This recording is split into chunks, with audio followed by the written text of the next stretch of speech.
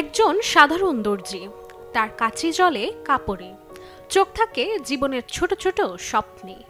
কিন্তু ২০২২ সালের জুনে রাজস্থানের উদয়পুরে সেই সাধারণ জীবনে রং মাখল রক্তে। আর এবার সেই বিভীষিকা ফিরছে বড় পর্দায়। নাম যার Gyanvapi files, tailors murder story.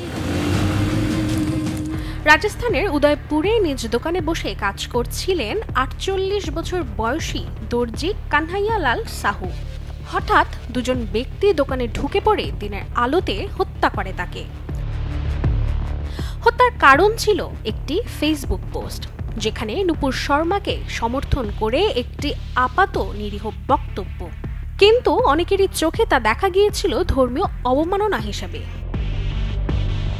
ফলাফল এক মর্মান্তিক হত্যাকাণ্ড, যা কাঁপিয়ে দেয় গোটা দেশকে। সত্য ঘটনা কেন্দ্রিক এই সিনেমাটি যৌথভাবে পরিচালনা করেছেন ভারত শ্রীনেত ও জয়ন্ত সিনহা, যার মূল চরিত্রে আছেন বিজয় রাজ, প্রীতি জাহাঙ্গীনি এবং মুশতাক খান। জ্ঞানবাপী ফাইলস শুধুই কি একটি খুনের গল্প, নাকি এটি এক বিভক্ত সমাজের প্রতিচ্ছবি?